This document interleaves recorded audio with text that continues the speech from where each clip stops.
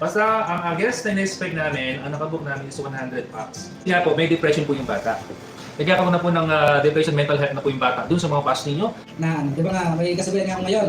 Nagkaroon ako ng kasabihan, sabi nga, forget the past and enjoy your future. Tama. Ninong, next. Bakit? Nangangailangan ka ng 1,000 moderator. Mukhang imposible po yun. Kasi nga po yung live mismo, hindi nga po umabot ng 1,000.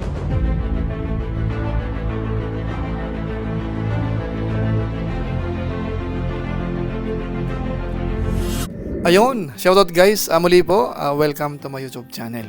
Ito po si Kuya July, ang inyong katugang, ang inyong kalingap na muling babate po sa inyo ng magandang araw, magandang gabi. Sang sulok man po tayo ng mundo naroon. Sa araw na ito, meron tayong panibagong vlog. Pag-usapan po natin yung patungkol po sa naging birthday po ni Dave Manalastas. Na kung saan ho, dyan po natin siya nakilala. Kaya sa ngayon po kasi yung kanyang pangalan ay pinalitan na po. Lord Biel daw po ang pangalan ni Dave. Pero po tayo, doon tayo sa dati mga kabayan po natin. At i-highlight po natin sa ngayon, kumusta nga ba yung naging event? Dahil nga po sinabi nung kanilang mga kasamahan, yung nasa likod niya, matindi ho yung mangyayari. Kumbaga, ito raw yung pinaka. So alamin ho natin, ano nga ba yung expectations at saka po yung reality. Tapos pangalawa, totoo nga ba na si Dave ho ay merong depression o kaya mental health problem? So pag-usapan po natin yan maya-maya ng konti. Pero bago po yun, siyempre paalala muna si Kuya July, baka sakaling meron po ditong hindi nakasubscribe sa ating YouTube channel, wag nating kalimutan, July Paunil. Tapos pwede po nating pindutin yung notification bell button para lagi po tayong updated sa aking mga video upload. Tapos meron tayong Facebook page po, July Paunil 2.0. Pwede po nating suportahan yan, pwedeng i-like at saka po pwede pong i-follow. At siyempre po, huwag natin kalimutan, sina Kuya Bal Santos Matubang, Kalingap Rab, bangunahin po yan suportahan po natin mga Team Kalingap, mga Lingap Partners, at saka siyempre po sina Tekram.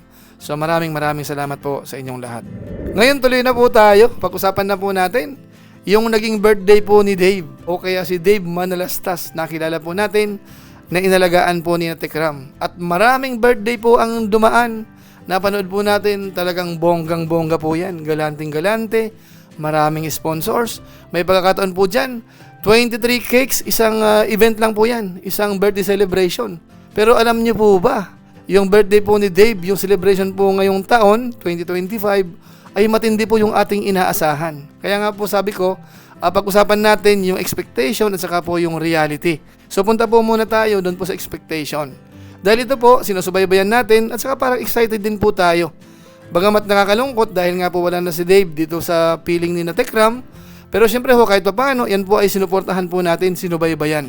At nung nabalitaan po natin na matindi raw ho yung mangyayaring event, minsan nga ho narinig natin, parang ito daw po yung pinaka. Marami raw hong pupunta. Ang venue raw po ay malaki, mga kabayan po natin, na po pwedeng mag-accommodate ho ng mga 100 visitors. Tapos po pwede po silang tumuloy doon kung sakasakaling darating ng maaga. May mga rooms na po pwedeng tirahan ho ng mga bisita. Tapos parang pinag-iingat po sa mga bashers. Kaya nga dapat daw magkaroon ng mga 1,000 moderator. So matindi po yun mga kabayan po natin. So alamin natin, nagkatotoo kaya yun? At posible ba yun mga kabayan po natin? Tapos higit sa lahat to, talagang bonggang-bongga daw. Kaya ako po kanina, nag-aantabay, sumusubaybay, titingnan ko po kung gaano katindi ho yung naging event. Dahil nga po ako nag-review ako ng mga nakaraang birthday celebration po ni Dave, doon kina Tekram, mga kabayan po natin, at nakita ko bonggang-bongga. Kaya ang inaasahan ko po dito ay sobra-sobrang bongga, maraming tao, maraming bisita, as in matindi ho talaga.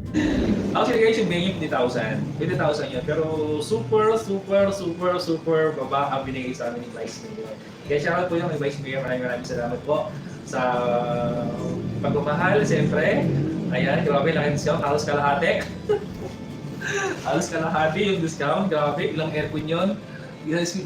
Split type yung 1, 2, 3, 4, 5, 6, ay 8 aircon yung yung nandun sa bahay, grabe. Tapos siningil lang ng gano'n, sabi ko grabe yung bait Tapos hindi dapat, yung sabi kasi total, ang laki, ini-expect nila kasi kahapon ay 100,000 yung in-expect nila. Pero nung pinuntahan ko na po kanina at talagang ginausap, ay grabe guys, halos nakalahati. Ibig sabihin, parang talagang mahal tayo ni Lord dahil ang mabait ng mga tao. Ayan, doon sa food, ang laki din ng discount. Maraming salamat sa discount, grabe. Hindi mas masarap kasi yung direkte kasi guys, nangyari kasi sa food, parang bago ako pumunta doon may presyo na eh. Inano ko sila, nausap ko, tapos ganyan, hindi kasama ng ganito daw. Ako sila ko, di ba mahal yan? Tanungin kita kami ko, mahal ba o mura? Sumagot siya, ang sagot niya sa akin, kasi sir, ganito po yung mataas mo kalidad ng pagkain. Anong pagkakaiba ng pagkain mo sa ibang catering? Ginano ko siya. So nag-ano siya. Siyempre, catering ka, lahat kayong catering, sabihin ko, sarap yung pagkain nyo. Ngayon, sabihin ko sa iyo, mahal o mura? Sabihin niya sa akin, mahal. Sabi niya mahal. O sige, para hindi kami umalis sa iyo, magkano ang discount kung bibigay mo sa amin? O bumabigla ako. Di ba sabi ng kasama ko, galing, sabi niya, natawaran natin. Basta ang guest na in-expect namin, ang nakabook namin is 100 packs. Okay, so 100. Sa lahat ng pupunta, magdala po kayo ng extra damit kasi overnight po yun. Maliligo po kayo sa swimming pool at huwag kayo mag-alala dahil po meron kayong tutulugin. Okay, dahil maluwang po yung bahay. Na private bahay po yun. Okay? So, mansion po yung bahay, mansion. Mansion yung bahay ni Vice, no? So, magdala po kayo ng tuwalya nyo, kasi walang libre tuwalya doon. Tuwalya nyo, damit nyo, underwear nyo, siyempre, mamamahaw yan eh. Pagkain, siyempre, may pagkain naman. Ayun, may pagkain na. So, okay na doon guys, no? Sa lahat ng pupunta, magdala, kung invited man kayo, magdala po kayo ng tuwalya, damit, extra, maliligo po kayo sa swimming pool, at meron po kayong malamig air condition na tutulugan dahil marami po sa kwarto na air condition. Kaso nga lang ho, nung napanood na po natin, una, yung bilang po nung tao parang hindi masyadong marami mga kabayan po natin, ano? So guys, magandang hapon po sa ating lahat, and especially po doon sa nanonood ngayon. Ilan ang viewers natin yan dyan? Check. 308. 300K. Sa ating viewers po yung 300K, isang magpalang hapon po sa ating lahat. Ngayon po ay sinaselebrate po namin ang 18th birthday po ni Lord Biel, aka Biel. Kaya maraming salamat. Una-una, sa lahat po ng mga guests na dumating at yung mga tupalo guests na darating, sige, stay put po kami yan. Kami po mag-a-adjust sa inyo. Kasi maulan, di ba Mara? Oo, ngayon, sobrang lahas ng ulan. Kaya sa mga OFW natin sa mapaling mundo, sa mahal po sa ating minamahal kay Lord Biel. Okay, Biel, maraming salamat po sa inyo. Sa panguna po, Ninong Steven. Yes. Ayan, salamat po. At sa mga tita, tito, lolo, lolas, na patuloy pa rin nagmamahal po sa ating minamahal na Kuya Biel. Oo, napakadami pa din naman. Ako. Kaya, stay put po kayo guys dahil may mga programs kayo pa dito ginawa by surprise para kay Lord Biel. Yes. At Yes, and once again, happy birthday, Kuya Biel! Ay, take a picture na kain na tayo! Pila na sa'yo. kasama kayo tabi Mara, halika dito. Sige. Kaya dito. Yan. Dito na lang ako. Lumipot ka na. Para sa Tina slide dito. Okay. Okay, 1, 2! Ay, Ninong Jo. Kamusta mo sa inyo? Binata na ako. Tayo ba? Pas. Ako.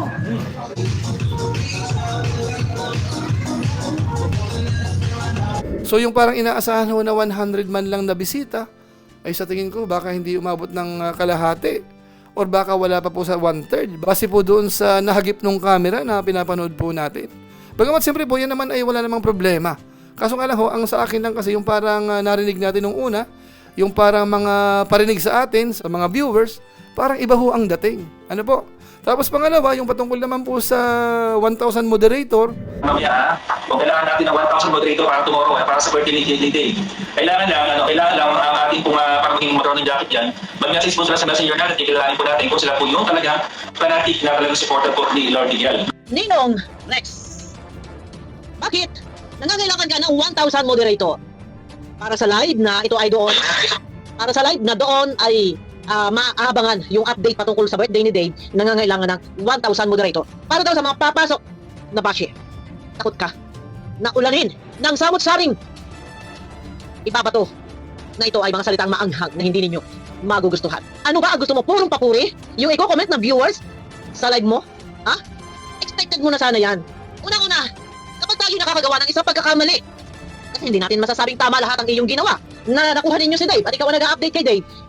Pag-aralan mo mabuti yung comment ng viewers. Mukhang imposible po yun. Kasi nga po yung live mismo, hindi nga po umabot ng 1,000. So paano po magkakaroon ng ganong kadaming moderator? Yung kulang-kulang 1,000 viewers na yon, nandun pa ho yung maraming bashers. Nung nanonood po ako, binabasa ko po yung mga comment, mas marami po yung mga nambabas po sa totoong usapan mga kabayan po natin. Bagamat yung iba, sinasabi na dinidelete daw yung comment. Pero makita pa rin po natin, ang dami hong bashers mga kabayan natin. At ang binabas ho, hindi lang naman po si Dave. Maraming buzzer, so yung pinaka-host mismo. Ano mga kabayan po natin? Pwede nyo pong i-check po yan kung gusto po ng mga viewers po natin. Tapos isa pa, yung sinasabing pinaka-bongga ito, siguro po para sa akin, sa aking opinion po, hindi ho masasabi na ito po yung pinaka-bongga. Mula nung mga nag-celebrate po si Dave ng birthday, lalo na po dito kina Tekram. Ano po? So hindi ko lang po alam kung ang mga viewers po natin ay agree sa akin, or malay nyo, mali lang yung tingin ko. Baka sa totoong usapan naman ay mas bongga ito. So pwede nyo pong i-comment po sa baba kung talaga nga bang mas bongga po ito, kumpara po natin doon sa pagsiselebrate niya po, doon kina Tekram, mga kabayan po natin. Kaya ang masasabi ko lang po, talagang totoo po yung kasabihan. Iba raw ho yung expectation sa reality. Ano kabayan natin? Dito natin may apply po ito. Ano? Pero wala naman po tayong masamang intensyon. Ano po? Kumbaga nagsasabi lang po tayo ng totoo doon sa mga naririnig natin at saka po yung mga nangyayari ho talaga. So kayo na po ang bahala, mga kabayan po natin, sa mga viewers po natin, kung ano naman po ang inyong opinion. So ngayon po, isa pa. Ito naman po yung mga sinasabi nila madalas na si Dave daw ho ay merong depression, merong mental health problem. Sobrang ng bata, no? Naisip po niya, no, na sabi niya sa akin, sabi niya po, "Nong, pwede po bang wag na natin i-live po yung birthday event tomorrow?" Sabi ko pag i-meeting niya na, ako na, idol na ako sa nakakarami. Hindi pwede yung tignan natin kung paano. So sabi ko, no, kaya kung ano yung mangyayari, kung wala man live tomorrow, pagustuhan po ng bata yun. Ano, tingnan po natin. Kasi nga po, may depression po yung bata. Nagkakaroon na po ng depression, mental health na po yung bata dun sa mga fans ninyo. Kaya nga po yung ilan sa mga supporters ay parang nag-aalala din kung sakasakaling totoo yun. Bagamat yung karamihan naman sa base sa mga comment, kapag ka po nagla-live po tayo, sinasabi naman nila hindi totoo yun. So dito po sa pagkakataong ito, obserbahan ho natin. Ano mga kabayan natin? Kasi dito po kahit papaano, napansin naman natin si Dave. Bagamat medyo may parang halong lungkot sa pakiramdam ko, pero nung nagsalita po siya, parang napaka-natural po ng pagkakasalita niya. Siguro po panoorin po natin sandali. Napaka-special na mga tao to sa buhay mo. Correct. Ano? Ano? Ay, ano ba masasabi? Oo. So, yun po, una po sa lahat, siyempre, unang-una, salamat ko na Lord yung buhay ko, siyempre. Dahil Yes. siya naman nagbibigay sa akin ng lakas Nagbibigay sa akin ng karunungan sa pang-araw-araw. Kumbaga, ang may papahamaan ko lang sa buhay ko is yung patuloy lang. Na, di ba nga, may kasabihan nga ako ngayon. Nagkaroon ako ng kasabihan, sabi nga, forget the past and enjoy your future. Tama. Palakpakan naman. Palakpakan naman guys. Para kay Bial. So, May natagdag ka Bial? Sabi niya, so yun lang po. Sure na po. Sige. So yun mga kabayan po natin, yun po si Dave, nung nagbigay ng konting mensahe. Sa pakiramdam ko po, mukhang okay naman siya.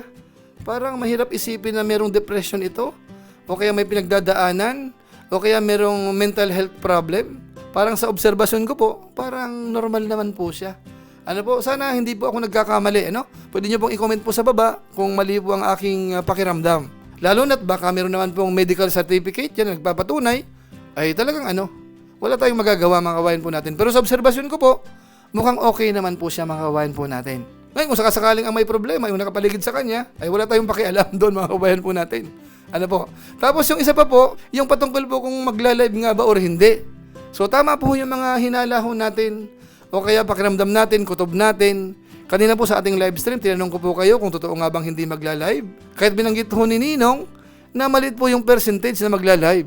Kaso nga lang po dun sa discussion po natin, dahil YouTuber ito, imposibleng hindi mag-live.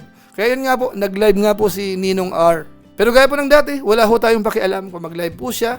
Ito po ay parang comment lang po natin dahil naka-public po yan, yung event na yan. Ano mga kabayan natin? So yun lang po muna siguro ang ating update observation, masasabi natin. Dito po sa naging birthday po ni Dave Manalastas. Ano po, na iba na nga raw po ang pangalan ngayon. Sabi ho nung mga sinasandalan po ni Dave, mga kabayan po natin. So maraming salamat po sa inyo pong pagsuporta ho. Lalo na po dun sa mga sumusuporta po kay Tekram. Yung mga nagmamalasakit ho, maraming salamat po sa inyo. At gaya po ng dati, hindi naman ho natin pinapanawagan na si Dave ho ay iba so ng mga viewers natin. Ano po? So maraming salamat po sa inyo. Yan lang po muna ang ating mixing reaction video po about sa update po natin dito sa naging birthday po ni Dave Manalastas, mga kabayan po natin. Maraming salamat po sa inyo. Lalo na po yung mga hindi po nag-skip ng ads dyan na nanonood po sa ating YouTube channel, sa ating Facebook page. Maraming salamat at pwede po natin itong i-share kung inyo pong nagustuhan. So muli, ito po si Kuya July, ang inyong katugang, ang inyong kalingap na pansamantalang nagpapaalam po muna. Kita-kita ulit tayo sa mga susunod ko pang vlog. Maraming salamat sa inyong walang samang pagsuporta po sa ating YouTube channel. Pagpalain nawa kayo ng Diyos, mabuhay tayong lahat. God bless! Bye-bye!